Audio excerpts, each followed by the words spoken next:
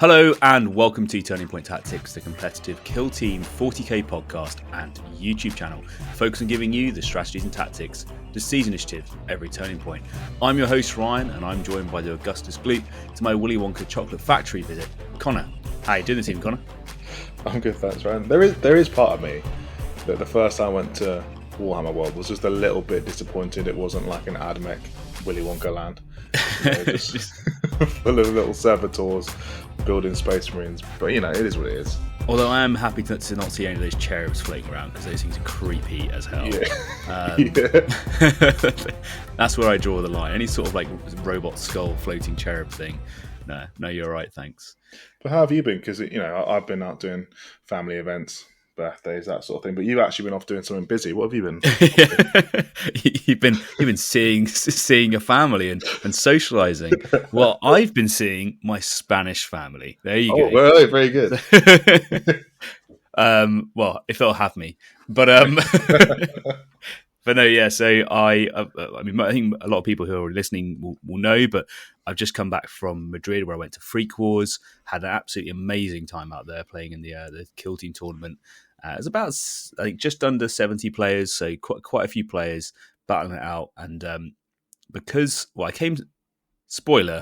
came second, but because the person who came first had already got their Willy Wonka golden ticket to go to Atlanta to the Adeptus Mechanicus Kill Team tournament, they then gifted it to me, but not without getting me on a little wind up beforehand, where they sort of told me that it wasn't going to happen, and I was very much like, oh well, whatever. I tried my hardest. I came second.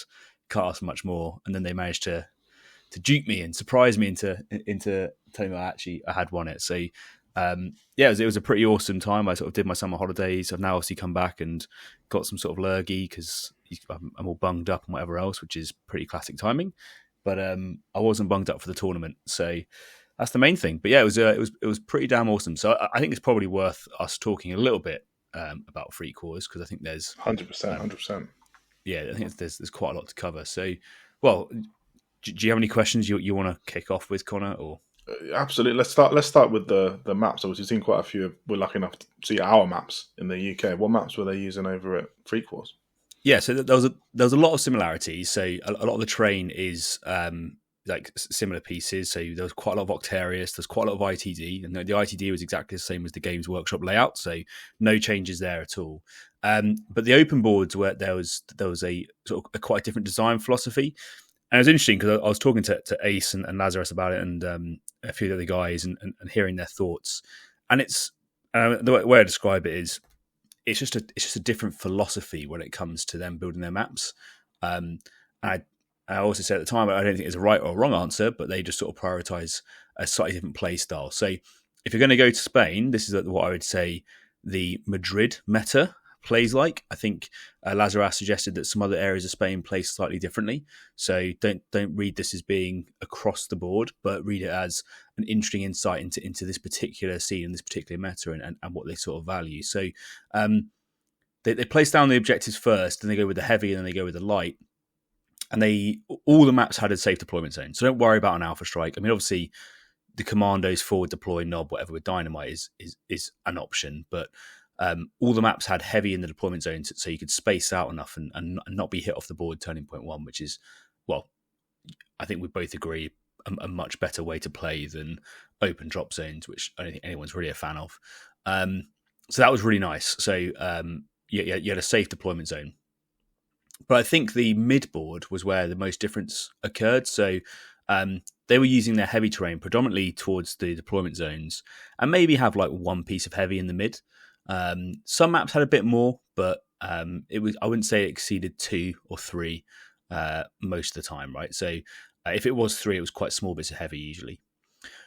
So what that meant was the objectives in the mid board were quite open. So vantages in your deployment zone actually had a lot of impact in the mid board. So if you could get up to advantage in the mid in your deployment zone, you could cover multiple deployment zones objectives, which is really, really strong for those sort of shooting teams. But I think what was quite interesting is that there was like if you looked really hard, you could find the ways around it. So, like, if you're an elite team, you could move on to an objective, capture it, and then dash to safety. Now, obviously, you couldn't do that on Mission C, capture, but you could do it on loot and you could do it on secure. And then you started seeing like how the Spanish players became really creative with their ways to solve it. So if they had super conceal, they'd move on to it. If they had smoke grenades, they'd pop a smoke grenade, move on to the objective, and take it that way.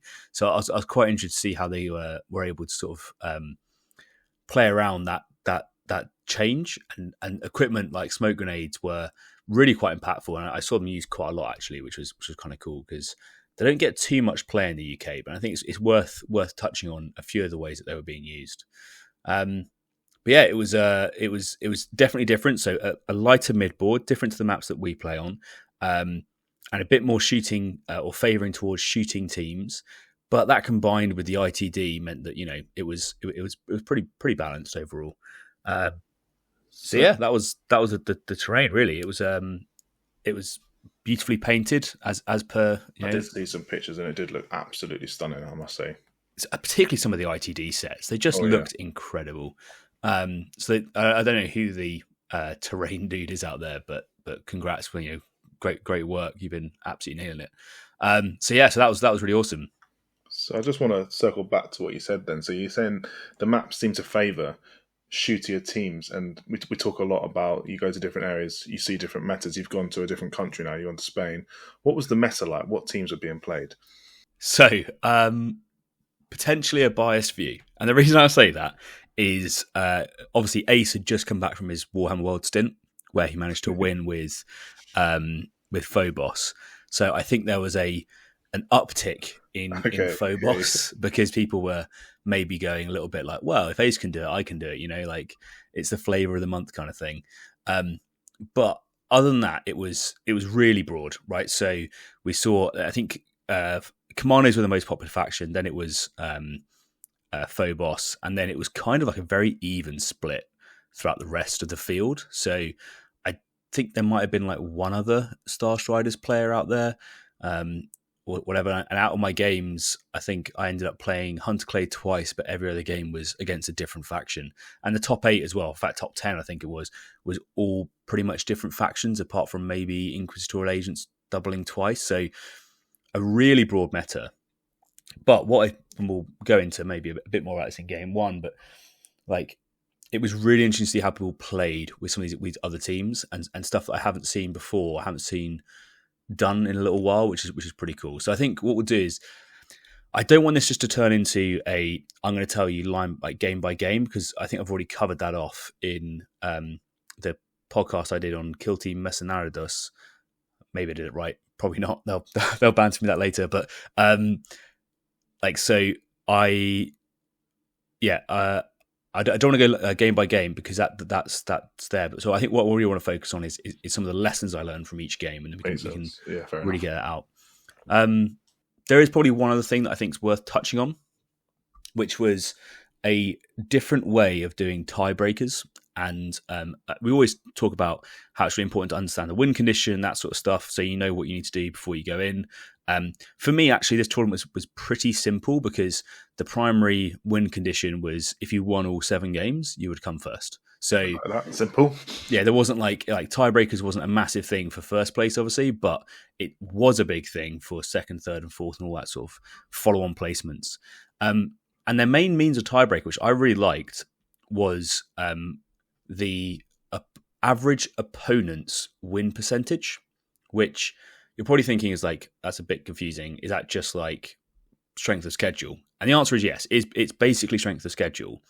But the benefit of it is that let's say your opponent only plays day 1 of a tournament and you're in a 2-day tournament, right? So they win 3 games and they lose 1. They have a 75% win rate, but they have a family emergency at home and they can't make it to day 2, right?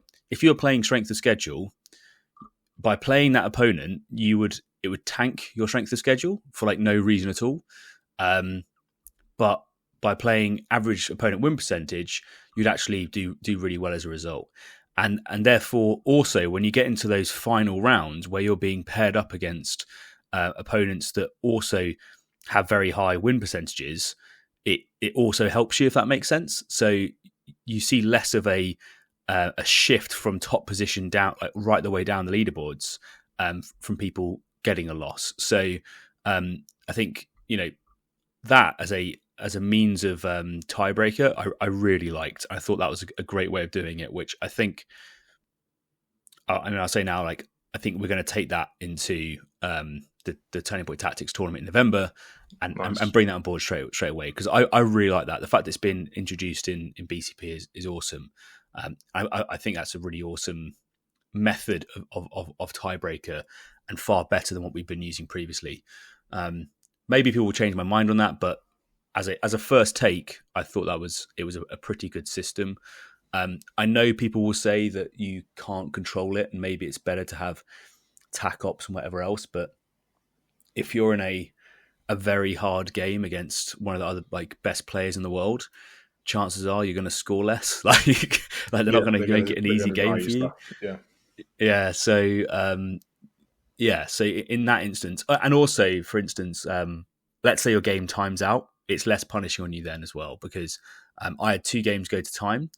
And I think had it been like a tac op primary, I would have been seriously hurt by those games going to time. So I quite like that as a method. I guess you could argue maybe it's bad for people who want to try and meta game it and just try and get wins by going to time all the time. But sure. How is it? Just want to touch on a bit more, because I do love maths. So does a win count as 1? So like say you won 3, lost 4, that'd be 3 divided by 7. And like the draws count as half, or draws, are they just the same as a loss in that instance? So it's your average opponent's win percentage, right? So so I think a draw counts as maybe like a half or something. I'm not exactly sure. And the win's 1 and the loss 0. I'm not quite sure how the maths works, but it might just be only wins. I'm not 100% certain.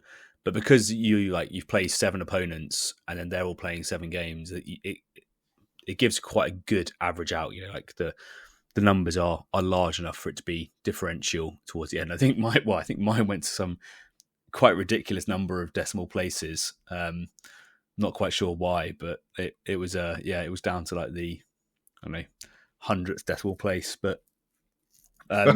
Someone count along on the decimal points to know who comes third. Luckily, it wasn't like that bad. Like I think there's like a percentage out, but for some reason mine like kept going. I don't know. So I think what we'll do, Connor, is we'll just go through the games, and I'll just talk about the like who I played and the lessons learned. And if people are interested in learning more about the game itself, then they can hit me up on the Discord, or they can listen to the Kill Team Mercenaries or Methanarados. I'm going to keep trying, because they say that I will get it right one day. You've just been to Spain. Did they I know. I've just been on their podcast as well, and they're like, "Can you do me a favor? Can you just say our podcast name?" And I'm like, my one weakness. I said at the beginning, I'm an Englishman. We do not do foreign languages.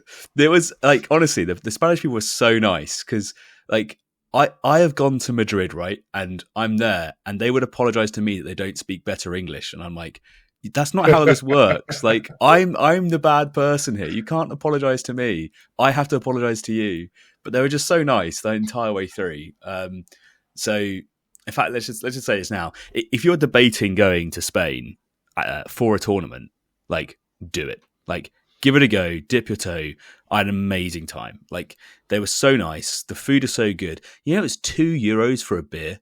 Like €2 for a beer, insane. Like you go to London and you hand over a fiver, and they're looking at you for where the rest of it is. So yeah, and the guys were just like, everyone I played against was so nice.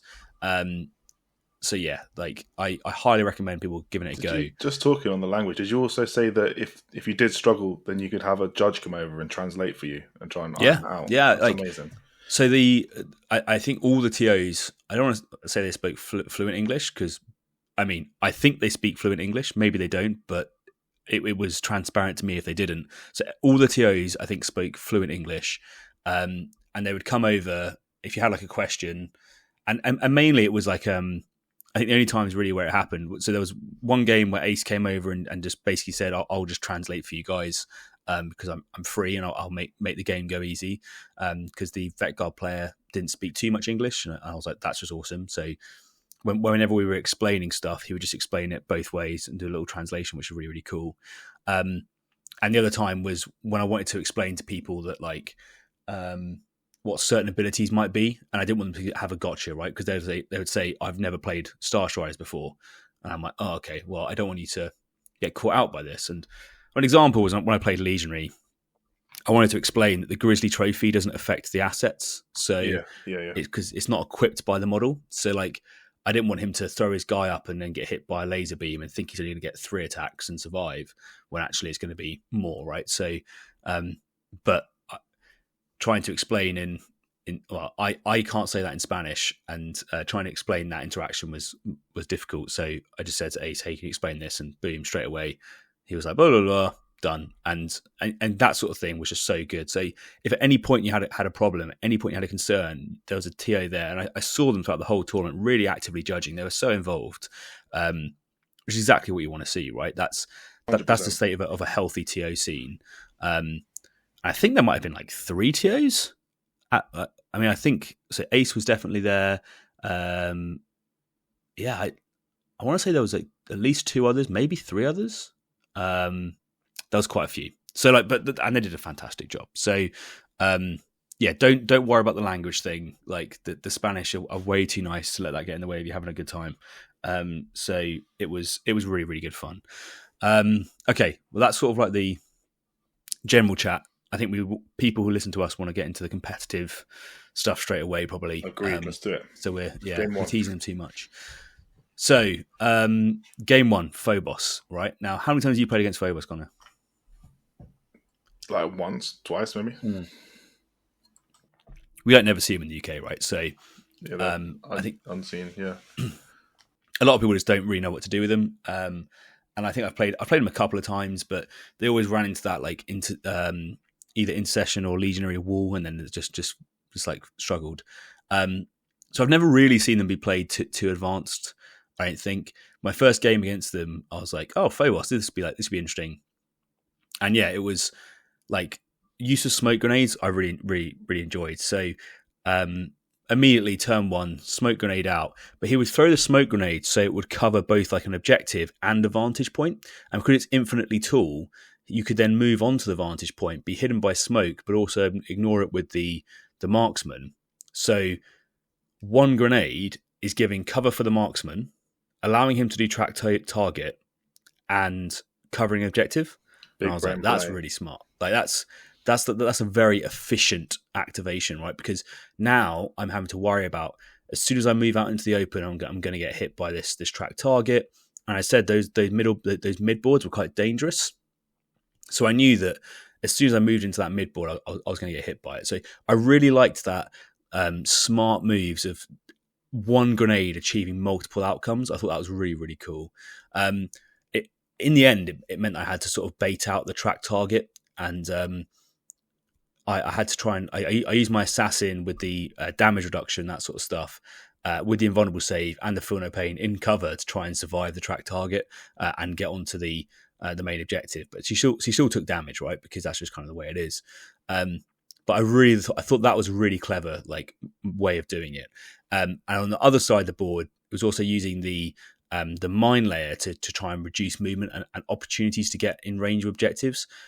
And I thought it was pretty cool because you can sort of move out very, very quickly, and you can get to the mid board with Reavers that are very, very good at holding objectives. And you can use that those smoke grenades to either protect the Reavers and protect your marksman and potentially protect another objective. If you position it in the right place, you can have a Reaver in smoke on an objective and another, your other guy on track target and whatever else. And then also, so you do that, and then on the other objectives, you can place down a mine, which then means that your opponent can't actually reach that objective, right? Because their movement stops straight away. So you can potentially like stop people from getting to your home objectives until at least turning point 3. But sometimes if they haven't got there on turning point 3, they can't get there till turning point 4 because like the mine's going to stop them at some point. I thought that was like a really good way of like controlling your opponent. I've forgotten his name, but there was a guy, he's one of Ace's teammates who was playing Phobos, and he was talking to me about them, and he was saying how the control you can apply on your opponent is really fun.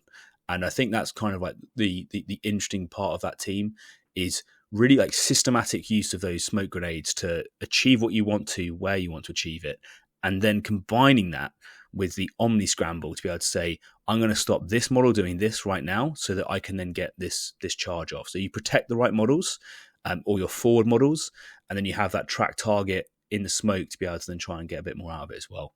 So I thought that was really, really cool. I really liked that that sort of area control. And I found that a really fun game to try and like unpick that that problem set going forwards. So that was awesome going into that. That's pretty much it from Phobos. I was then into Hunterclade, and there was some pretty like wild dice in this game for my opponent. Unfortunately, I'm talking. He rolled 4 1s and a 2 on his on his Ruststalker charge, and he's like, I've got balanced. I'll re-roll the 2 into a 1. Oh, 5 1s. That's really like, unlucky. Oh my god! Like this, and he's like, well, I can fight twice, I guess. And I was like, oh my, that is just atrocious. So that was a bit of a skew, but like again, the interesting thing is I think he played quite aggressive for Turning Point 2, really hoping he'd be able to get it. Has he been to the north of England? Is that where he played? Yeah, exactly. He's been talking to Dan and Ben and the guys up there.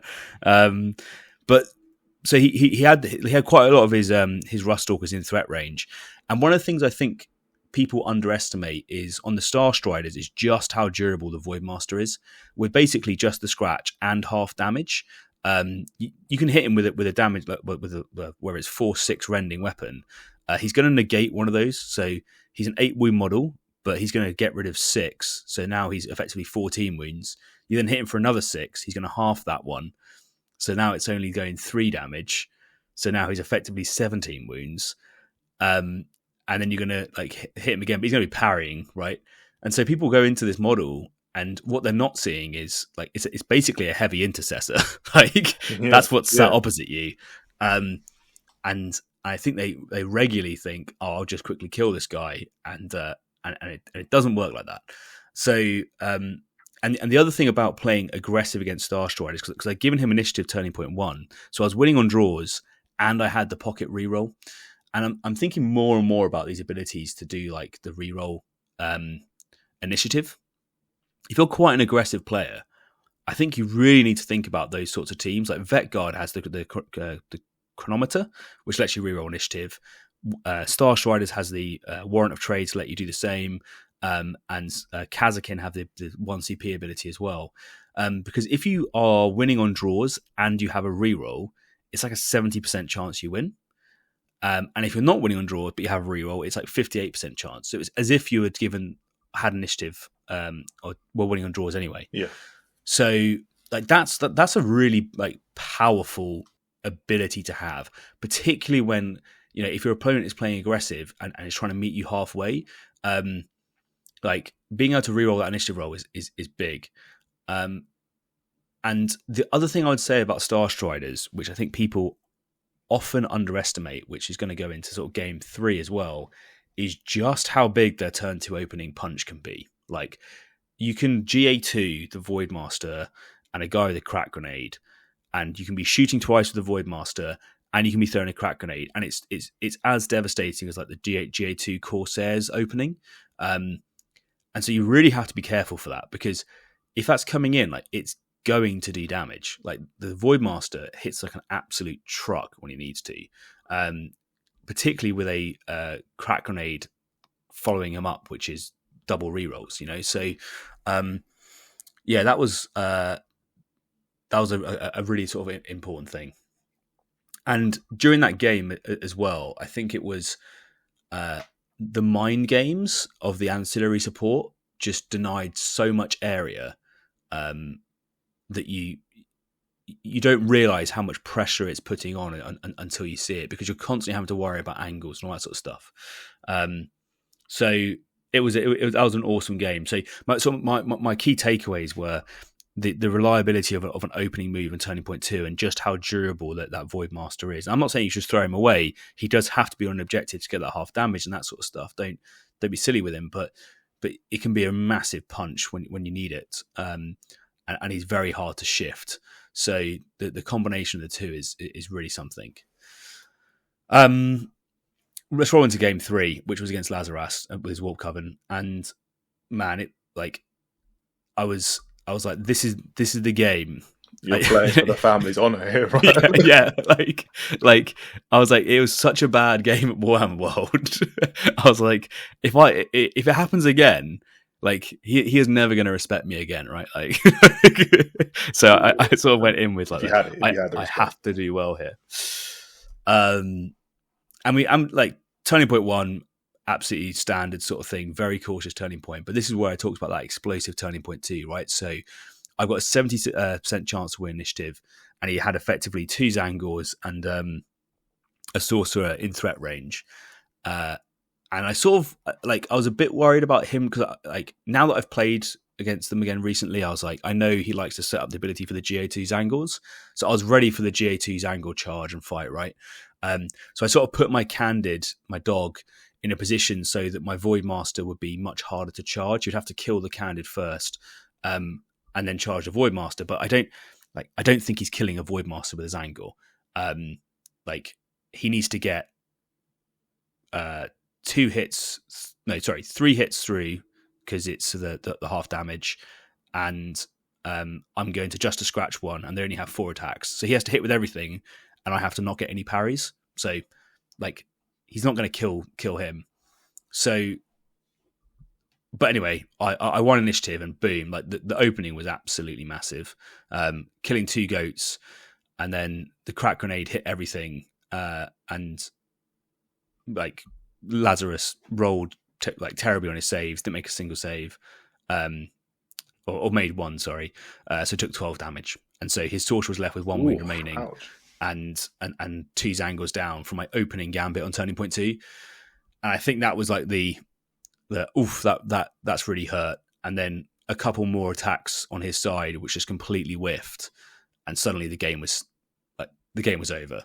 And it was crazy how quickly the board state changed from being we're all set up to be like doing some trades and doing some damage to suddenly no, like that's it, you're out, you know, and that was pretty wild. So I guess my my sort of like takeaway from that game is if you're playing that aggressive sort of mentality, you really have to know what the opponent's opportunity is to win initiative and play initiative against you is. And if your opponent's got like a 70% chance, then that's going to be really rough. And we did a great debrief afterwards, actually talking about it, and Lazarus was like, there was so many things that he thought he could have done differently. So using his long range indirect at the start of the game to chip some damage off some of my key models, because the way starstriders work is they have a few key models that do a lot of damage, but if you can just chip away at them a little bit, it massively changes their durability. So even a little bit of chip damage right at the start would have really helped, and that sort of thing. So it was a fantastic game. Like, he's an absolute gent to play against. Had loads of fun. But those were the key sort of lessons I think I got from that game. Did he deviate because he played you in Warhammer World? Was it a similar sort of roster, similar equipment, do you reckon, or did he deviate and change the plan a little bit? So he did change his equipment. So he ran 6 goats again with the 3 sorcerers, and he ran the lethal or a single lethal 5 hit on some of his goats and some crit reduction on his sorcerers, which we talked about afterwards. I don't think that was wrong. I don't think that was a bad option, because if he gets the crit, he can hit against my regular 7 wound guys. He can hit for 3 with the crit, when it gets halved, and then hit for 4 with the second one, so it kills in 2. It doesn't work against the 8 wound models. So I don't know. We were debating whether or not he would have been better off taking rubrics. I think maybe in that instance, I feel like starstriders really struggle to tackle elites effectively. If the mega laser doesn't kill, I think Rubrics have a 5-up invulnerable save. The sorcerers have a 5-up invulnerable save. So it will be a little bit swingy, but and you only need 2 to go through for sure. But if they survive for whatever reason, or you don't get many hits, then that game can go really wrong really fast, and then they can be double shooting and that sort of stuff. So I don't know. I don't know what I would have been more scared to see across the table. But I don't think it was his team selection that failed or anything like that. But he definitely thought about the matchup. But 100%. Yeah, he was an intelligent guy, and he's put some thought into who he's taking. Although I think this is a common thing, I think, with a lot of competitive players, is we often get to think about matchups, but sometimes we rarely get to play them, right? So, I've thought about the Warp Coven matchup a lot, but I very rarely play against them because, who plays Warp Coven? And obviously I thought about it a lot more since Warhammer World, because I was like, this team has absolutely ruined me. So, yeah, I think that's an interesting part of our prep as well. Is I wonder if we reran that game another 5 or 6 times, would Lazarus come to the same conclusions with roster selection? I don't know. Maybe there's something there. Maybe playing a couple of rubrics might be better. I'm not too sure. But it was definitely an interesting game all the same. So that was game 3, and then we're into game 4, which was the final game on day 1. And I was playing against Vet Guard in ITD. I've got a little bit of ITD PTSD recently, because whenever I play on, I've only ever lost recently on ITD. So I was like, oh, here we go. And I was definitely more comfortable playing those starstriders on those open maps. I think that those maps definitely favoured me. So I think my takeaways were, the guy I was playing against apparently plays a lot of Vet Guard, and it was very clear to see, because all of his layout and positioning was pretty much perfect to achieve his set piece opening. So his demo mine could threaten the big room objective. His sniper spotter could threaten the main corridor. He had the models to be able to move on to those main corridor objectives and safely capture it to go for a 4-2 sort of starting. And if I did push into the middle room onto that main objective, I'm going to eat a demo mine. What I didn't really fully take into account was him using a CP for the additional +1 inch movement, as well as the reroll ones on turning point 1. So his leader gave his demo mine an extra +1 move, then the +1 APL. So suddenly he's moving 7 inches, planting 1, and it's blowing up within 3. That's a big boom. And that's a heck of a lot, particularly with Into the Breach at the start. Into the Breach plus all that extra movement, you're not hiding from that demo mine, right? There is no way. Yeah, he's coming for you, and he's gonna get the mine off. And it's really hard to stop, to be honest. It's kind of like this. I feel like Vet Guard and Pathfinders have this similar vibe sometimes, where they're gonna do something, and there is literally nothing you can do to stop it. So it's not like, oh, if I do this, I can stop you from doing that. It's like, no, you purely have to go into damage mitigation. And I think my main lesson from that game was I overcommitted turn 1 because I allowed him to basically get the Electromeister and the dog turning point 1, which I didn't need to do, right? So and I ended up having to put my medic in a position to be able to rescue the Electromeister from dying from the mine, right? Because I was like, well, he's going to kill both. If I put the medic in the right position, at least he'll just reduce 1 to 1 wound. Actually, it turns out 3 wound because I was misplaying the medic. That medic's even better than I thought he was. It's the best medic ever. But yeah, so the area control that was imposed by the demo, combined with the sniper spotter on a different corridor, was just really, really good. And then he used the hardened veteran next to where that demo was, so that he could sit in the blast and tank it with his 5-up Feel No Pain, which I thought was really smart. So that's the Krieg way. Yeah, it's the Krieg way. It's like maybe it kills us both, maybe it kills everyone here. Who knows? Who cares? So I really like that, and I think that's kind of like my takeaway was sometimes there's going to be stuff that you can't stop, and the better way of looking at it is how do I minimize the damage, right? Like how do I make it so it doesn't hurt as much? So I don't need to give him 2 kills. I can just give him 1. You know, he's going to get that kill, but like let's make it so he only gets the 1 kill rather than 2 or 3. So I enjoyed that game, and I also it did make me think about the whole if you're pretty wild with it, you can get that sort of like double opening where you can do your demo last and then also first, whatever, and you can get some pretty significant damage on people, which is pretty nuts. So you got the Chronomancer as well, or is the you got the Chronometron to reroll that initiative roll. So and you've got 12 initiatives, so 12 activations, so you can pretty much guarantee against all teams that you're going to be going last, and then you can be re-rolling that initiative to potentially get a big wombo combo going through, which I thought was pretty cool. So that was the end of day 1, and like that was a lot of kill team. And what I will say is that, like, as a pasty Brit, like the sweat was real, right? Like I was towards the end of the day, just like I am so hot. I'm thinking a lot. Like the average of Spanish play is really high.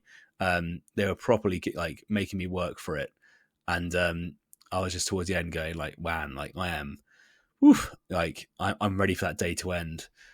So that was a great first day.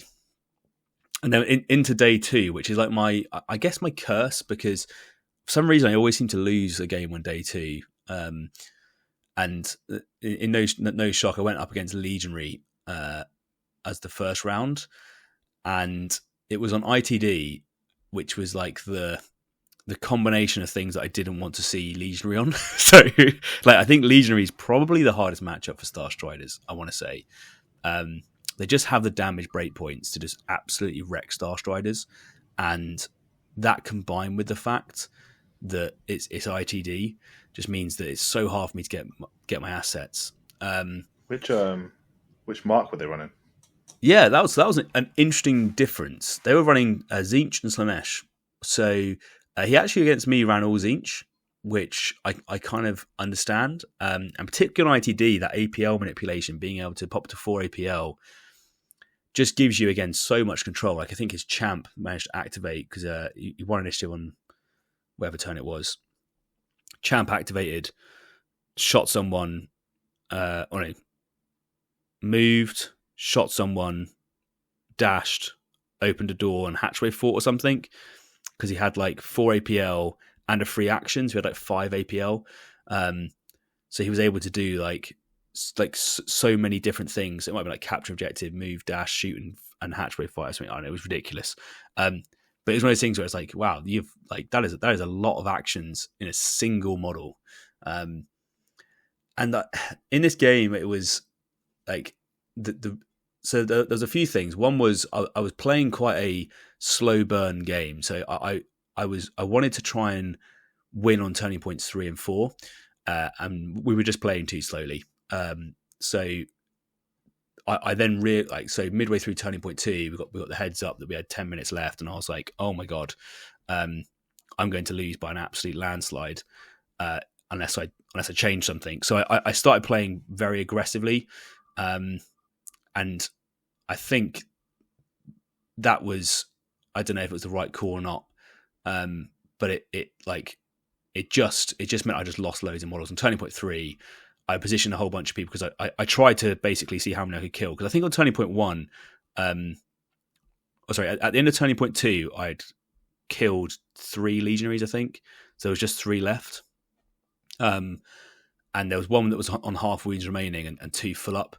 And I was thinking, like, if I won that initiative on turning point 3, I'd probably kill another legionary, and then it's kind of fine. But I lost it, and through bad positioning and rush plays, I gave up some like nice blast moves for his balefire, which he sought out all of the really efficient action economy moves to be able to like take out multiple threats at once.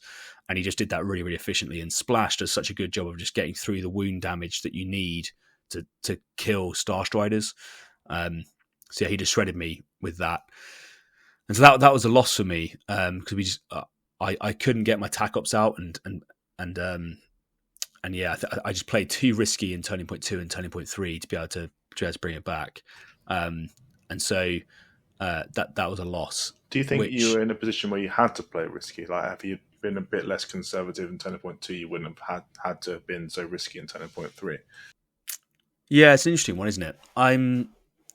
So I think the reason why I played so aggressively on Turning Point 3, or towards the end of Turning Point 2 and into Turning Point 3, was time constraint. Yeah. I wasn't really tracking it, and I don't know. And this is what we'll talk about clocks in a bit. But like, I don't know whether it would have been better for me to like I couldn't honestly tell you if I was being the slow one or if he was, or if we were both just being slow, you know. And it might have just been that it was just such a complex game. We were both taking a lot of time to think about it, and I couldn't tell you what it was. So I don't know. I feel like I made some positioning errors in Turning Point 1, which is fully on me. Which then meant I played slightly more aggressive in Turning Point 2, and then when I knew I had no time left, I went all in. I still think that was the right play, because with 10 minutes left, and we had managed to go even on primaries the whole way through, so I was just behind on tac ops. I needed to force him into a primary deficit to bring back the game. So I needed to kill the guy that was on the objective. It was statistically low chance, but if it had happened, then it would have put me in contention either for a draw or a win. So I think I had to. And that's what we talk about, the risk over time and risk during a game, is that even though it's not the game plan I wanted to play, I think it's the game plan I had to play to give myself a chance. So that's probably my take on it. I think I wasn't there, but just listening to you, it sounds like, you know, you get those scenarios where the disaster's happened, whatever it is, the milk's on the floor, you've got to react to it. But when you debrief, you've got to think, why was I in a position where I was so stressed for time? And I then had to push myself into these dangerous plays. Like, I think you played it right, but that's what I think the take. Well, so I'm not going to take away from the win. By the way, it was of course 100% fairly deserved. The few things that I'm going to take away as my personal learning was, I definitely could have done a better job of keeping track of the time myself. Right, like I wasn't actively monitoring it, and had I been, then it might have been more apparent to me what was going on. And even with that being said, I still made some positioning errors. Like, I still gave up blasts in my rush that I didn't need to give up. 2-inch spacing could have been, would have made a complete difference, right? Like, had I done that, it wouldn't have been a complete whitewash. You know, it would have been a much, much closer game. And I think that's probably where just rushing it and not measuring it out really cost me. So there's that sort of what's the Marine Corps phrase? Smooth is fast, or something like that. Slow is smooth, smooth is fast. Slow is smooth, smooth is fast. That's the one, yeah. So I think maybe that might have been a little bit more of the thing, just like, okay, this is what I'm going to do, but actually measure it out. And you know, the guy was more than happy to play by intent. If I said, hey, I want to do this, I want to do this, he would have said absolutely. So I could have just said, I'm going to move these guys in this room, I want to get shots, but I don't want to be in blast range, you know. But I was just trying to rush through the game. So I think maintaining tracking on time would have been a good thing, and then just blast spacing, right, which is a pretty basic you're under time pressure though, aren't you? Like, I do get what you're saying. I do, but time pressure, you let loads of stuff slip. It happens. Yeah, one move I did really like for Starstriders players out there was giving my rotor cannon an extra APL, doing a move, dash, and guard with him. So that when my opponent moved their next model, it couldn't possibly threaten him because he moved his plasma gunner earlier, but he moved in another model. It then meant that I could overwatch with my relentless guard relentless rotor cannon into a model that was concealed, but I moved to an angle really far to be able to get the shot. And then immediately following that up, I went in with the orbital bombardment. So that that move of being able to move 9 inches to get an angle to then hit you with a guard attack and then follow up with an Overwatch or with a not an Overwatch, sorry, a ancillary support attack is a really nice move. So and potentially if you play for the +1 movement strategic ploy, that could be a 10-inch move. So don't forget about that as an option in your toolbox for those starstrider players out there. It's like if you're struggling to get those angles on those elite players on turning point 1, well, consider a move dash to get the angle and then like hit him with the good stuff. And if you have that extra APL, you can even do a little cheeky guard in there as well, which was particularly mean. Okay, so game 6, I was back playing against Hunterclade, and this was an interesting one because my opponent requested a chess clock because he had said that he had been struggling to finish his games on time, and he wanted to make sure that he was like playing at the correct pace. And I was like, absolutely, yeah, no worries. And this was the sort of the lesson that I think he learned is, so we were playing loot, and he opted to go first, but he didn't go for the like Russian grab, which is kind of what I was expecting, right? So I set up my turning point 1 so that whichever objective he didn't loot, I was going to go loot. But because he didn't go and loot it, I could loot. I ended up looting both, and I ended up going up 4-2 on the early game. And so one of the lessons I'd say is if you're playing against Starstriders, they're always going to set up the ability on loot to be able to grab multiple objectives turning point 1 early. So make sure that if you're playing for that you also do the same thing, right? So you don't want to get caught out by it either. And like Starstriders have a really weird asymmetric objective grab because they can do it where they can move, dash, and free mission action. And they also have the assassin that can move, dash, and mission action, but it's 3 APL. Like if you leave a model on an objective guarding it, well, the assassin can steal it from underneath you if you're like Commandos or Hunterclade. And if you're not guarding it, then the other guy can move onto it and do a free mission action. So, but I guess my point there is you have to make sure your plan is aligned, right? So if you're doing the early grab, then you got to make sure you get that early grab in, because if you're taking initiative on loot and not getting the early grab, well, you're just punishing yourself on turning point 2. And that's basically what happened. So I was able to grab the 2 objectives, but then hold everything else back. So I just had a massive counter punch just waiting and blocked off all the routes, but was in the right position to effectively just continue to grab those objectives early on the next turning point and not really worry about it too much. So that was kind of the main takeaway. And that was the game where I learned that the medic actually revives people with 3 wounds. So that was well timed. Oh, right. Game 7, and listening to this is probably as tiring as it felt being at Game 7. I was like, I'm exhausted. I'm on where it was 5 wins and 1 loss, and then pairings are up. You're against Commandos. You're on open board, and I was like, oh my lord. That was the on my list of things I don't want to see was Legionaries and Commandos. But what I will say is like there was some really cool stuff that I hadn't thought about. So one example was, Squig. How do you protect a Squig, right? Squig is a massive pain in the arse because it's going to blow up in your back lines and it's going to die.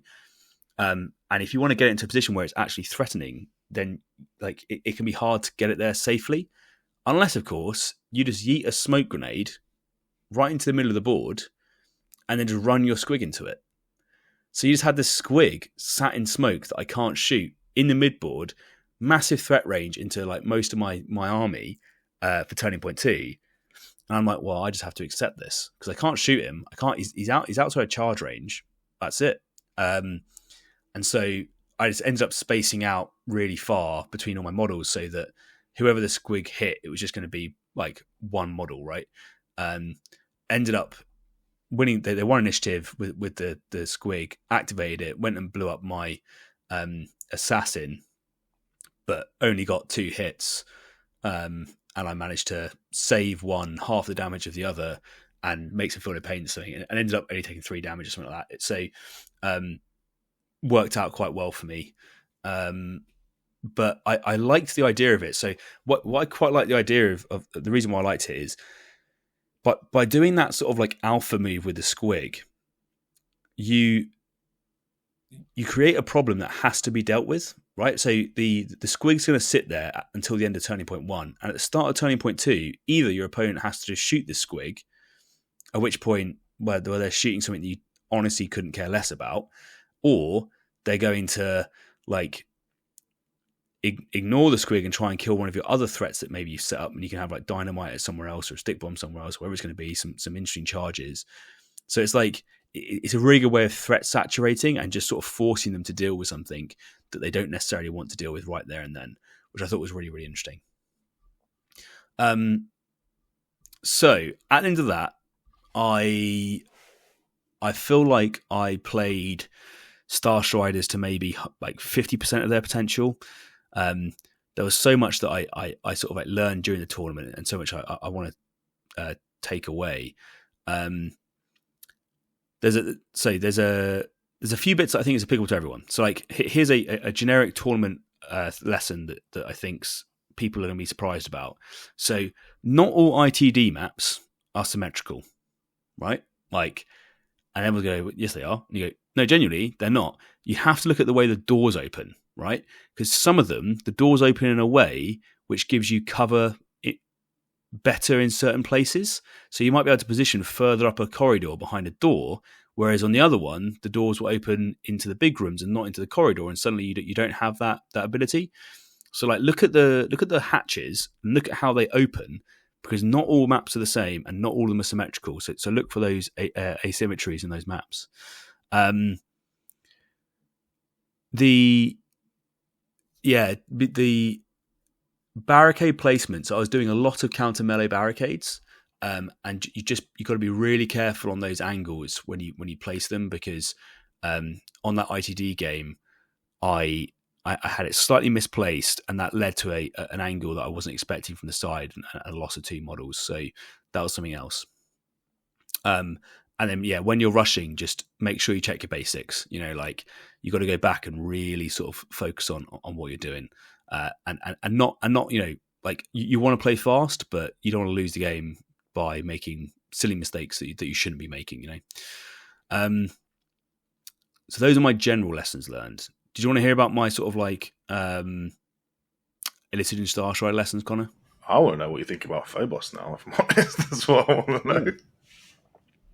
Yeah, they are interesting. I really want to play them. Like, I really want to give them a go and see how they feel now.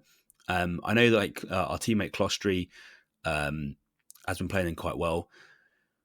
My gut says that they're still going to struggle with the reliability, and I think there's a certain amount you can do with, like I almost feel like with their abilities of being able to like reconceal and that sort of stuff, you sometimes just have to accept that it's not gone the way that you wanted it to go, and you just have to like just throw away things and just go, oh, whatever. Like, and that's a weird thing to do. It's kind of like sunk cost fallacy, whatever.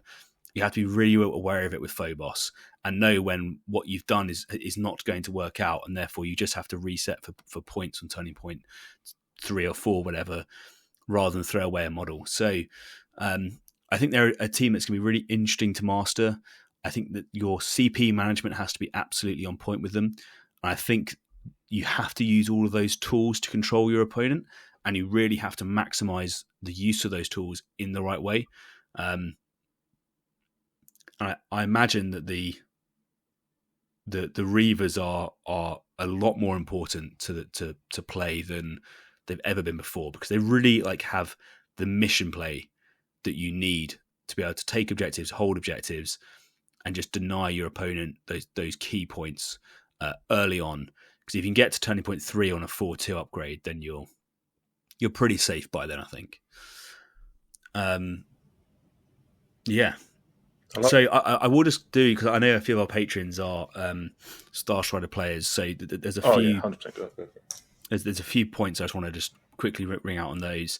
You get 3 different starstrider voidsmen, right? And I have always historically used the one that's got it's a girl with a pistol out and a hand behind her, and I've always given her the crack grenade because it's just the most dynamic pose. What I would say is that actually you want to give it to the guy that's standing in a really neutral position and quite a slim profile, because then you can actually get closer to the edge of walls and stuff and hide from visibility. Trying to maneuver hands around when they're sticking their hands out at 90 degrees from their body, and not stick a barrel out to get shot when you're on engage is kind of a dumb thing. So maybe, although she looks more dynamic, don't give her the crack grenade. It's like a really small thing. And the other thing is I'm wondering that if and this is a question, not a guarantee. So generically, I was always going for extra CP, better equipment, and reroll initiative. Right, those are my 3 warrants on almost every game. And with the equipment, I was going for usually upgraded damage on las guns and better armor on a lot of guys. You always take the ignore APL modifier on the medic. I think that's an absolute guarantee, because it just means that she can revive without penalty. And then a crack grenade on one of the guys, and that was it. But I'm wondering if I need less of the hotshot las guns and just doing more of the armor. I think maybe that 4+ save is actually better than I was giving it credit for, because the voidsmen are like the mission monkeys, right? They don't actually do much damage apart from the crack grenade or maybe a frag grenade if you give them that. But they're not there for damage. They're there to do missions and to set up the ancillary support. So actually, you just want them to survive, and maybe better durability would be better. And then my last point is on tac ops, and I think this is something that I need to really dig into more. Is min-maxing the tac ops for starstriders, because I dropped a lot of tac op points during the tournament, which could have punished me quite a lot. And I think what's interesting now is, because when we first rated Recon, we rated it really high.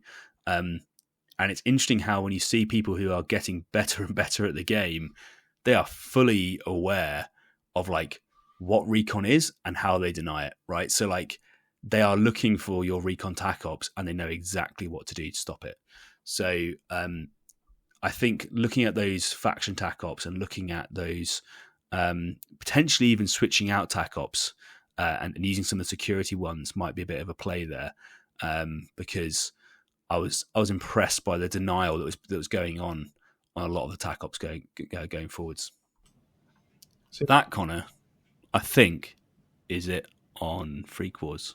Unless you have any more questions. Just I noted about talk about the voidsman and the extra armor, because it's almost like a clutch factor. Say they got the 5+ save, and you got an important roll, and you're like, I could tactical re-roll this, and it'd be really, really game changing if I pass it. It's only a 33% chance that I do pass it.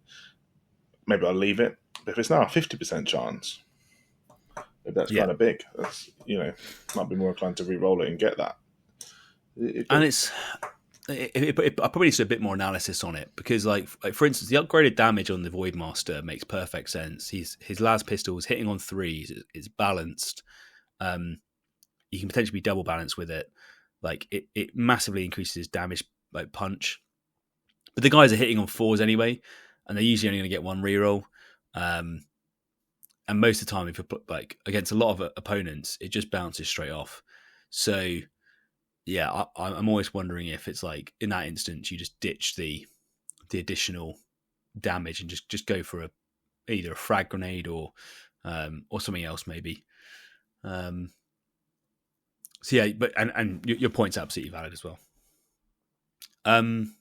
All right, Connor. So I think we need to go into some Patreon priority questions, just to catch up on a bit of backlog. But before we do that, can you quickly run through, if people are enjoying this show, how they might be able to give us some support?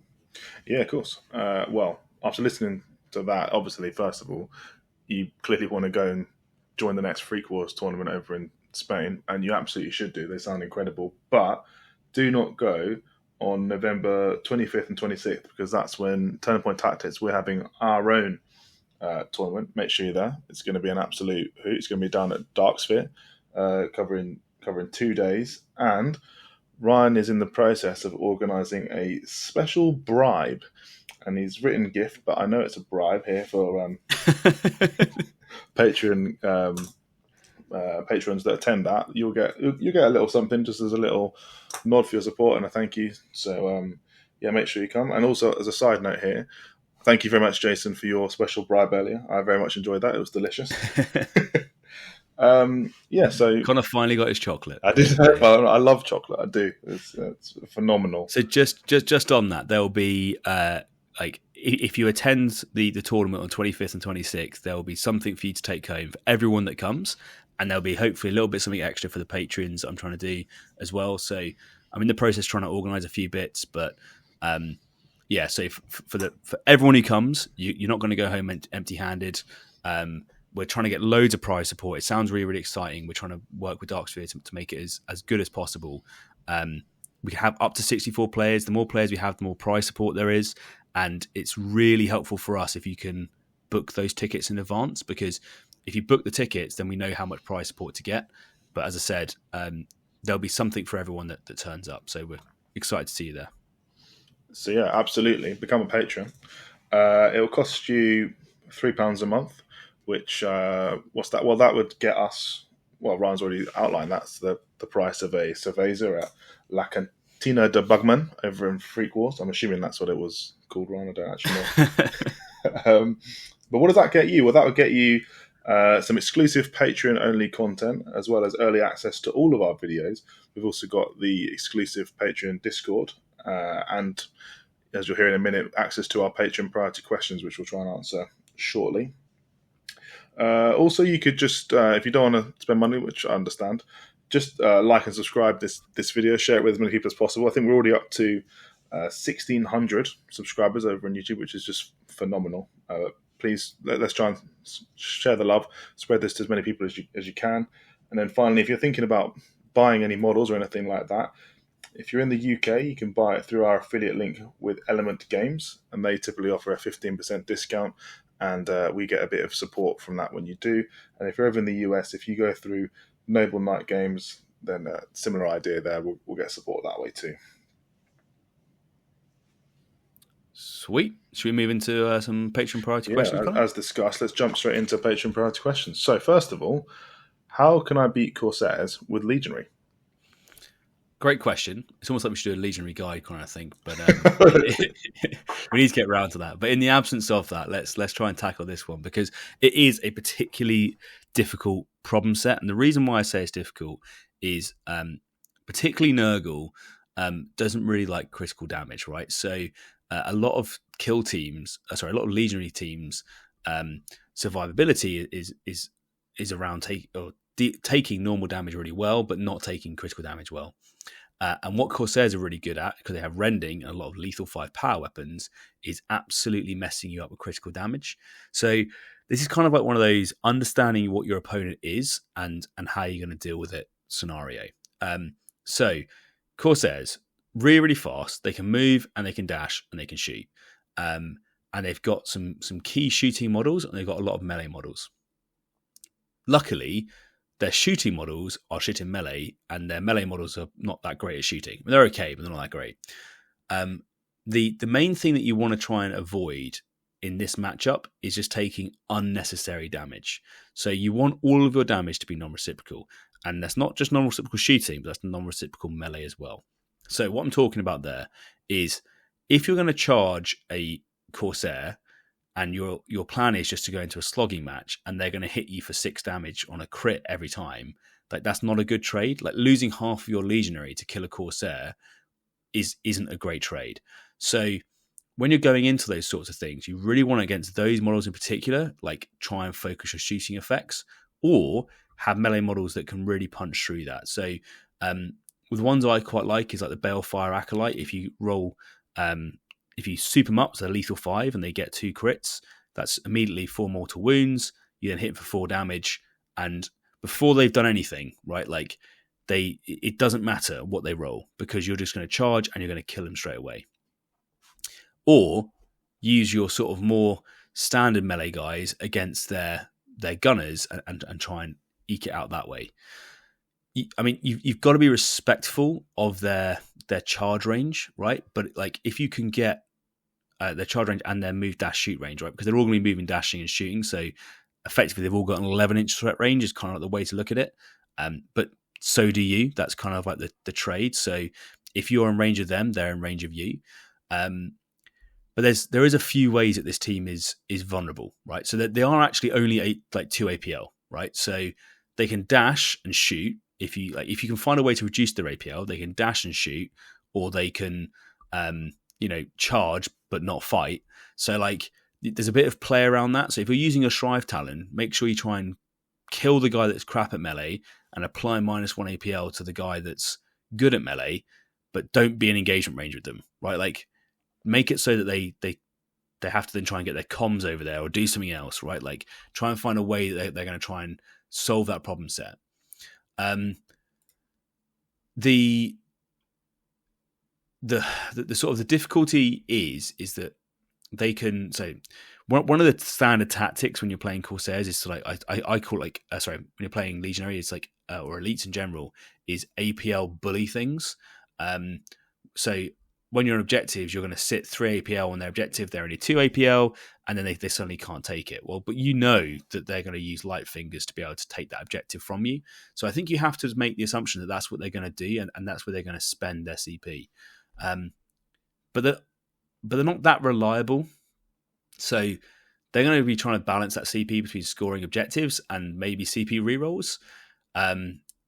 So I think that's kind of like where you want to try and play it, is if you can force them to spend that CP on the objectives. So if you're playing loot, for instance, if you can be grabbing like loot at an equal pace to them, or threatening multiple objectives to do that, then suddenly they're going to have less CP available for the other bits that they need. There's a few things that I think you need to look out for with this team. So the classic combo is their leader and their Starstorm duelist setting up within 3 inches of each other for a big turn 2 like duel activation. So if you see those two models in close proximity, get ready for them to come to you, right? So you know that they're on their way, and you know that they're going to be doing that. So let's go back to like the start of the game and how you're going to try and counter that, because that's something that they're going to try and set up, right? So you know that they can use plunderers to do a pre-game dash. So when you're assessing what scouting step you think they're going to be able to do, like, consider the fact that they have a dash already built in. Look at how many models that they have available. Have they put, for instance, their sniper near a vantage point that they want to try and use, and therefore they're probably going to take fortify? Have they taken enough guys on engage? Have they taken a shade runner in the mid board that they want to try and use a grenade on you, whatever it's going to be? Like, look for these tells that's potentially out there, and then try and use that to select your scouting option such that you then win initiative. So, or have better chance at initiative on turning point 2. Because if they do that double combo, that's a perfect opportunity for you to get in there with a legionary and stick a melee model in between the two of them, fight the pistolero, and then fight the leader. Because if you kill that pistolero before he does any damage, that's a huge blow to their models. And additionally, with their leader, if you can kill him, that's another huge blow. And a model like the Anointed is someone that's really good at getting in and doing that, because he's quite reliable, he's very durable, and he's going to tank that damage that the leader's going to do back to you quite well as being 4-5 damage, which means he's going to have the wounds or the damage profile to kill the leader, which is really, really nice. So that's kind of like one thing. The other thing is, I talked about them not being very reliable, is like even their remove from heavy cover operative isn't very reliable if you sit in heavy terrain. So like remember, at least sit in heavy terrain. You can't do anything about not being ready, but don't push too far forwards if you can avoid it, because if you're not within 6 and not in heavy terrain, then a 5 up to reveal you is so swingy, right? And they can't re-roll that. So that's kind of like my two things.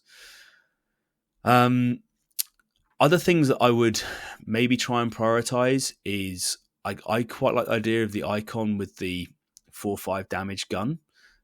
Because if you can shoot twice 4/5 damage against these guys, there's a high chance you can shred them with gunfire and then take no damage back.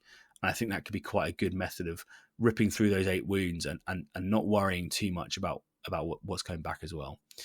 I'm trying to think what else there is apart from speccing into like maybe a +1 damage chosen style play or something to try and have 8 damage on the charge and just one hit people. I'm not sure if that's the best of options, but potentially it could be. What's your thoughts, Connor? Yeah, it's an interesting one. I mean, you said that Nurgle don't like crits, but I do like the fact that Nurgle have got an innate crit save. So if they hit you with rending, at least you've deflected one of them. But there's, now you've just mentioned that. Is there a play with Khorne or Slanesh and just try and one hit some of these people? I'm thinking Slanesh. Like, genuinely, I am. So, and the reason why I'm thinking Slanesh is so like let's take the example there, right? So you're going to save a crit, sure, but they're going to be rending, so they're still going to get a crit through, and you're going to save another 2. Like, you're going to take damage either way from that. I feel like taking like the Chosen, who you can get +1 crit damage across the board, so suddenly you're 4/8 lethal 5, and you're going to regenerate wounds. Like, any model that charges you is going to take so much damage, right? Like, you're probably going to one hit them. They're going to hit you for 6. You're going to regenerate 2 wounds. And they're going to hit. They would have hit you for 4. That's a terrible trade. Like, they're only 9 models. If they charge your leader and they lose it, that's a terrible trade. And then if you move up and you make one of their other melee models, like one of the charging guys, -1 APL, again, that's awful for them. Like, that's not good at all. So maybe there's something there. I'm trying to think where else. Like, what's Nurgle buying you actually? We think. Yeah, like, and that's kind of it, right? Because they're going to be hitting you for a crit for 6 damage anyway, and then you're going to kill them, or they're going to shoot you at range. And that's. I'm wondering if the extra +1 to move and understand that you're going to try and you're going to outrange them, and genuinely be really conscious on it of, I'm going to sit a long way back, and I'm going to force these Corsairs to come to me, and you can sit in charge range whilst they have to come and shoot you, and then you're power armor, and they're not, right? So, and we know that at the best of time, their shooting is swingy, right? So there's a good chance that it just whiffs, and if it straight up whiffs, then that's pretty bad. I wonder if there's anything else. I mean, you could potentially look at rocking Zinch or something for the in run against their AP2 weapons. That makes it even more swingy for them. Doesn't help you in melee, but it would work. I mean, it's a funny one because like a lot of the meta is changing now. So I guess my generic points is what I've already sort of said, is understand that a lot of their damage that's coming through to you is crit damage, and you've got to try and trade efficiently. And like, for instance, going into like a Kanathi, you're going to take 6 damage, and that's just not a sensible trade. Yeah. I think so. If you want maybe to in melee, you need to be putting that anointed in, because his feel no pain really mucks up the reciprocal damage, and if they're going to charge anyone, try and make sure it's him or someone with the grizzly trophy. Just to try and muck about with it. So potentially like a Slanesh leader with the lethal 5 +1 crit damage, the Chosen with Demon Blade. He's hitting for 8 and he's -1 attacks. Well, that's pretty tanky. Or Shrive Talon at -1 attacks, because a lot of them are only 4 attacks. So if you're fighting first and you're parrying, like 3 attacks looking for a 5-up, you're probably only going to get 1. Like, that could really mess them over. Yeah. So yeah, I think like Grizzly Trophy is your friend, as it always is. Like, I can't ever see a reason why you wouldn't want to take it. Definitely look towards those tainted rounds if you're running an icon, and I think that anything that's going to give you that 8 damage break points, so Malefic Blade on your gunners if you're taking gunners, is really nice.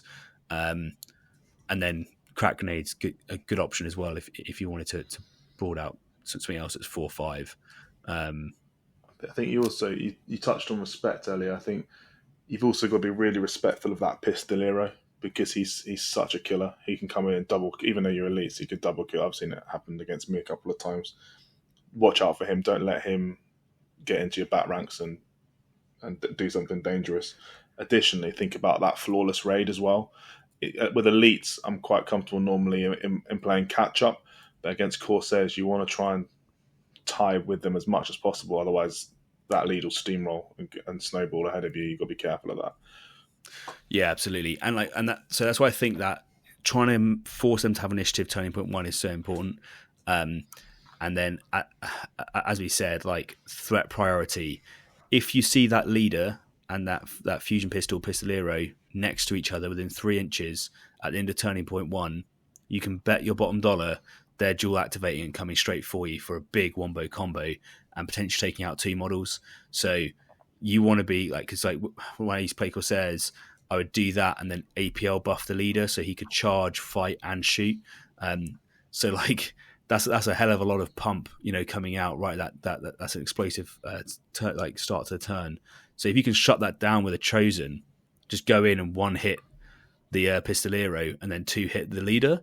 Well, if your leader kills those 2 straight away at the start of the game, well, then that's start at 10.2. You just gutted their team. Like, if you're trading 2 for 1 against their most efficient killers, then there's nothing they can do. So yeah, that's something that I'd probably say to look at.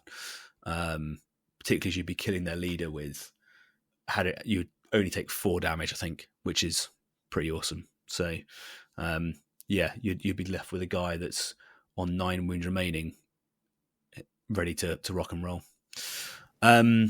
Cool. I think that probably covers off most of that one, Connor. We can always touch back on it. And if the guys have any re-attacks they want to come in, at me at Discord and we'll chat more on it. Should we jump into the next question? Yeah, let's do it. What are your thoughts on metagaming the best coast pairing system? So this is an interesting one. So I think to elaborate on this a little bit, I think the question's getting at, like, if you deliberately underscore to maybe position lower so that you have an easier ride to the top. So let's say the win condition is purely getting 7 wins. Maybe you just win every single game with a low amount of points, so that you don't play against the tougher players earlier, or potentially when you're finishing games, you're sort of doing a thing where you will give your opponent more points to try and make them have a better strength of schedule going forward. So maybe you don't deny them points by taking away their attack ops or that sort of thing. And it's an interesting one. So I personally think you should play the game as it's intended to be played, which, is you are there to try and to win the game. And if there's no risk to you in removing your opponent's points, then why would you do it? Right? Well, why wouldn't you do it? So if you table your opponent, leaving them with 2 objectives just to give them points is kind of like it's just false points, right? And you're not actually helping them out. I mean, you might think you are, but you're just giving them a harder matchup in the next round, potentially, or the following round. And it's not representative of how that game went. So I think personally, you're better off just playing it as you would. Now, what I have had in the past, and this one's a bit more nuanced, is let's say I can deny my opponent their rob and ransack target. All right, so I'm definitely going to win. I can deny them my rob and ransack target, but that requires me using my escort operative target. Right now, the only way I can do it is by charging and fighting. Let's just say that's the case. There is a risk there, right? Where if that goes wrong for me, I suddenly lose 2 points to deny them 1. So maybe I could go and kill that guy, but I'm not going to risk it. I'm just going to go, move over here and play safe. Or you go, well, if you do that, I'm going to take this other objective or whatever it's going to be, and you play it out. So those sorts of moves, I think, is fine. Like if it's a net zero, I wouldn't worry about it. Like, and if there's a risk that it could go wrong, or let's say by doing that, then they can take one of your other objectives, so you're going to lose a primary. You can talk it through with your opponent in that way, and you can be like, well, if I go and do this, you can go and do that. So actually, if it's a case of we both score more, or one of us or we both score less, then I understand why you go for the we both score more option.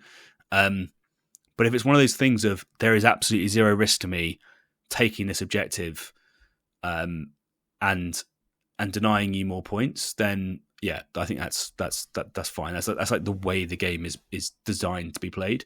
And you can be nice to your friend if you want to, and give them more points. But you're sort of, by being nice to your friend and doing that, not being nice to all the other players that are out there having a really tough game. And, maybe if it does come down to tiebreakers and they win by 1 point because you just gave it to them, well, did they get that second place, or did they get gifted it from someone else? So I think you don't want to take that from them, because if that is the case, they'll be left in a situation where they go, well, did I get that legitimately or did I not? And you'll be detracting from their win. And we've talked about this in the past. I think how you win is as important as, winning itself. And I think people want to feel like when they've won legitimately, What's your thoughts on it, Connor? Do you agree, disagree? Yeah, I do. I mean, I think we opened this tournament talking about freak wars and understanding the win condition, and I think that's definitely a part of it. So, like, say for instance, we're playing, and the way the tournament's being run, it is on tack ops, is the way secondaries win. Then at the end of the game, if I have to choose between tapping a primary and tapping it and getting a tack up point, I'm choosing a tack up point because that's the win condition. But it's almost going too far then to try and think, right, I need to get my strength of schedule up, so I now need to, I don't know, like, play less to help my opponent appear strong. Like, I think it's getting too far out of your own hands and what you can control. I think you just need to focus on your own game, have the best game. And I think also, like, it just wouldn't feel, it's a competitive environment, isn't it? It doesn't quite feel right if you're like, oh, I've helped you out here and I've given you an extra bonus point. There you are. You're welcome. Everyone's playing to the best of their ability, or so you'd hope. So I think I sort of think there's a place for gaming the system where it's like what's within the realms of your game and what you can control, and play the best you can and try if you need to get the most tack ups you can. But yeah, don't go too far with it, and don't think about like, I need to actually leave my opponent and help them get 12 points here because that will help them get into the top. But I don't know what it is, but also it would be really awkward if you guys calculated or whatever, and then you give them the draw or the win. Like you're trying to be nice, then you throw it away. So and they could say, oh well, you could, but you know what I mean? Like it's that kind of thing of, I think, play it out as you should do. Obviously, I'm not saying like you don't have to, what's the phrase, like be vindictive. It's one of those things where it's like if denying them 1 point loses you 2, but you still win, then like that's just dumb. Like you don't have to try and really make it horrible or anything like that. But you can go, right, this is a zero risk move. I'm going to do it to min max my opportunity of winning. And it might be that in a tournament future, someone's doing margin of victory as a determiner, so it might be important.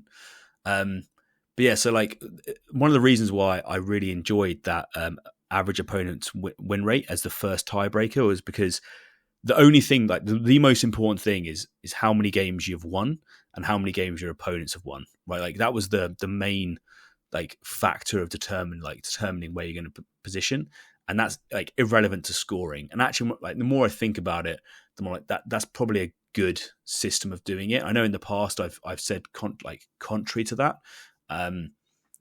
because you can't choose who you're going to play against, and that can feel quite rough. But I think that's probably a way to do it. But be aware there is secondary and tertiary tiebreakers for a reason.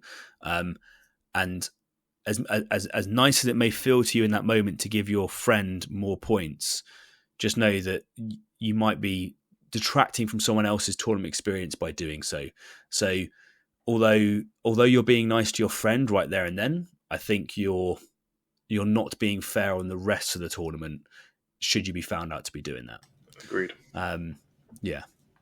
All right, let's do the last question, Connor, because this is about an hour and a half now, so I think we've got to wrap it up soon. And it's an ironic question. What are your thoughts on chess clocks in the tournament? Yeah, so this is like an interesting one, and it sparked a conversation that we had on the Discord, and I thought it was so interesting that we started talking about it in our WhatsApp group as well. And I wanted to know what people's sort of generic thoughts on it were, because I think most competitive players agree that chess clocks are a good thing, right? And most competitive players want it. However, when you talk to a tournament organizer, like their priority is to have more players and more people enjoy the game. And for casual players, a chess clock can be quite intimidating, right? And it can put on a cognitive load that maybe they're not ready for. So let's say it could be your first tournament. Maybe you've only played 5 games of Kill Team before you've got there, and now you're on your 4th game of Kill Team. You're already mentally fragged, and you're like, oh, this is more Kill Team than I've played in the last 3 months. And someone, goes, well, I'm going to make you play with the chess clock, and you go, oh my god, I don't like what? And then what do I have to do? I have to tap it now, and what happens if I run out of time? And I've never used one of these before. And then it's like it's another mental load. So I've got a few points on this. So I think the first point is going to be you have to see what's in the tournament packet, right? So is the tournament that you're going to using chess clocks? Because you as a player might agree with chess clocks and you might really want to use it, but if the tournament doesn't agree with chess clocks, or the TO has ruled that they don't want them to be there, or whatever, if it's not in the packet, then I think it's quite unfair to put that on your opponent. Because even asking the question of do you want to use a chess clock, the sort of like the default answer is going to be for them to say yes, even though that they might not be happy with it, and they might have turned up to that tournament with the intention of never playing it with a chess clock or against a chess clock, right? So if the tournament packet doesn't allow it, then I don't think it's fair to bring it. Conversely, if the tournament packet says that it is in, and it gives you the rules in which a chess clock is being implemented, then I think you should expect to use them, right? And in like this is something that you should be ready for. So now the next question is like, how can you write a tournament packet where the use of chess clocks is fair? And this, like, we had a great chat in the WhatsApp group about this. And I think basically what we came down to is in the first few rounds, it probably it doesn't matter, right? And most people don't care. And it's only really when it gets to the top tables where chess clocks really start to be important. And I'm wondering, and I think this is probably what we're going to go do for the Turning Point Tactics tournament, is day one is not going to be chess clocks. Because day one is purely based on a top 16 cut to try and get a top 16. And therefore it shouldn't get to the competitive nature where that's like super, super important. And the primary tiebreaker will be opponent's average win rate. So if you don't score a few points, it's not going to be the end of the world if you don't finish your Turning Point 4, whatever. So I think that's the way to do it, because then on day two, you're then naturally going to separate into 2 groups. The top 16, where chess clocks are probably going to be a factor in some of those games when it becomes a lot more mentally stressful and there's more to think about and more calculations to have. And I guess the games are what's the phrase? Just more competitive in nature, and therefore in that cut there would be a chess clock, and in the lower cut. It would be optional, right? Like back to a sort of a standard thing, because I think this is the main point on chess clocks that I think we, as a community, we need to get more au fait with using them. We need to get more comfortable with using them, and we need to practice with them more. But I don't think the way to do that is to spring it to you on a tournament game, right? Like if you've never played one before, I just go, here's a chess clock, by the way, and see how you deal with it. Particularly if it's not in the packet, right? So like if someone's turned up and they go, I've played 5 games of Kill Team in my life, and now you're telling me to play on a chess clock, and I've never used one before. I don't even know what the chess clock rules are. Oh, and by the way, there isn't any rules for it because it's not written down in the packet. And the TO doesn't know what to do because if you agree to chess clock, but there's no rules for it, etc., etc. So that's kind of like my 2 cents on it, Connor. Do you have any thoughts from your end or other points you want to add in? Yeah, so I've seen a few. Well, I'm taking it now that we're playing a game and the chess clock is in use. I've seen a few ideas sort of be floated. So one of them is if you're playing a game of chess and you time out, it's called flagging and you lose outright. That's it, game over. You've lost. I don't think that is applicable in Kill Team. I think if you time out in Kill Team with the clock, I think what happens then is you basically lost your offensive capability, by which I mean you can now only pass and roll defensive dice if you're being shot, and maybe play strats if you're gonna do like mutagenic flesh or something like that. But you've kept the points that you've earned, I think.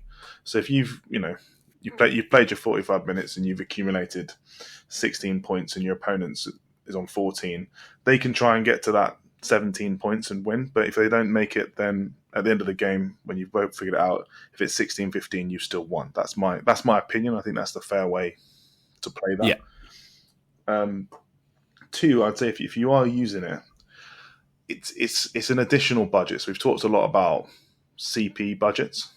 That you get 45 minutes basically, or it depends on how much time you get for each game. Maybe you get a bit longer, but how you use that is entirely up to you. If you think, do you know what? I think the initial stages are where I need the most time, because once I've got my plan ready, I'm just going rolling dice and I'm going to hammer through it. So I'm going to use most of my clock on turn 1 and turn 2, and turn 3 and turn 4. I'm just going to blitz through it. That's how I analyze it. Fine. If you think conversely, I'm going to just rush out turn 1 and turn 2, and then I need to pause and really think about turn 3 or turn 4 because that's how I want to do it. So you look at the midpoint of the game. One person's used, I don't know, 20 minutes on their clock, another person's used 12 minutes on their clock. It doesn't really show anything. All that matters is that by the end of it, when it hits 0, you've done what you wanted to do. How you use that budget is entirely up to you. I don't think it matters how you approach that. Is what I'd say. Absolutely. And because I think the counter argument from I guess like community organisers and that sort of stuff is that they don't want to deter new players, right? Yeah. And I completely get that, and that's why I feel like we can almost start, as a community grows, we can get better with how we do this. So it might be that you at your local tournament only rounds 3 and 4 have chess clocks. It might be that at your local tournament there's no chess clocks. It might be that at the 2-day tournament only day 2 is, or whatever, and like you can find a way to flex it so that it works, because I think there is a genuine problem with if someone is taking too long, and they play for we said in the past like an hour and 20 whatever, and you play for 20 minutes, they're probably going to win, right? Like they've played more of the game than you have, and if that happens multiple times during a tournament, and you come back having only played an hour, and you've been playing Kill Team all day, you would be rightly annoyed, right? And it's one of the penalties of playing a larger team, is you have to learn to be able to play quicker with them. But they have a lot of other benefits, right? So like each elite's move is more impactful and less forgiving to mistakes. But for the horde teams, you have to make your moves quicker, so you're more likely to make mistakes. So I do think it's a balance, and I think you're right. It should be viewed as a budget, right? Like it doesn't matter if you finish the game and you finish your last activation and you use 44 minutes and 59 seconds out of your 45. Well, good, perfect. Like that's not a problem. That's you using the full amount of your time. But like conversely, you don't want to detract from other people's play experiences. So it is a very fine balance, and I see both sides of the argument. I think the answer is like everyone's correct, because what you're trying to achieve as an outcome is subtly different things. Like if you're a tournament organizer, you want a bigger, better tournament with more participants, and if you're a competitive player, you want the most optimal level playing field, right? And I think it's a dichotomy, and there's a balance to be had, and we can find that balance somewhere in between. I don't think it sounds like everyone using chess clocks all the time, but I feel like if it was a bit more normal, people would be less scared about it. People could add it into their prep, so here's a few things. Chess clocks. I've maybe used chess clocks at tournaments 4 times, and I've been to 4 games, not 4 tournaments, 4 games at tournaments. I think I've used chess clocks, and the rest of the time I haven't. And it's not common, right? I've never had an issue using them. I think it's a useful metric to be able to keep track of where you are with your time, and make sure that you're not slow playing, because as I said, it might well be me. If you're not sure, it could be you that's the one that's playing slowly. It might be your opponent, but it might be you. But you don't know, right? Because no one's tracking it. And for a TO to come over as well, unless they're hawking your game and watching it, they also don't know, right? So it becomes like a he said, she said. If you go, well, they're slow playing, they go, well, you're slow playing. You don't know. So in that way, it's useful. So what I would say is currently they're not common. I think they're getting a bit more common as time goes on. I don't think it's all bad, but I understand why people are nervous of playing with them. What I would say is that once you give it a go, you'll probably find it's not as bad as you first thought it was going to be. And it kind of gets easier as time goes on. And I think maybe there's a method of how we introduce them such that people get used to it, but in a slightly more gentle way. And maybe, if you're on, maybe it's the championship tables where they have chess clocks. And then if you're a casual player, but you've won 3 out of 3 games and you're into round 4, well, you can understand why people might say, well, even though you're casual, you're doing pretty damn well, you're going to be on a clock and you should be okay with that. And at that point, you've played enough games in the day that you should be cool with it too. So I think that's probably a good discussion, but I think this will open up a lot of discussion from people. So I think, what do you guys think as an audience? Because I think that's probably something that as a community, we can find an answer. And, we've been talking about it quite a bit, and in our social spheres. But what do you guys think out there? Have you played with chess clocks? What's your experience with chess clocks? Is it bad? Is it good? Does it put you off? Would you go to a tournament that had chess clocks, or would you rather not go? And do you have a suggestion of how we could use chess clocks in a better way going forwards? Because I think it's something that I would like to use at our tournament, but I don't want to put off a player from turning up by using it. So that's kind of my 2 things. All right, Connor, is there anything else you want to throw in, or is that us? No, I think that wraps up nicely. Alrighty, well, that brings us to the end of the episode. So hopefully you found something new or useful while listening. If you did, throwing us a like would be greatly appreciated. And if you want to make sure you don't miss any episodes, make sure you hit that subscribe button so you get a notification as soon as the next one drops. That really is a great way to help a small channel like ours. And if you can't wait and you do want early access, as we said, we do have a Patreon where you get exclusive access to all of our content ahead of time. As always, we'd love to hear your thoughts and feedback, so drop a comment below and we'll get right to you. Please make sure you see if you can attend the Dark Sphere on the 25th and 26th of November. We'd love to see you there.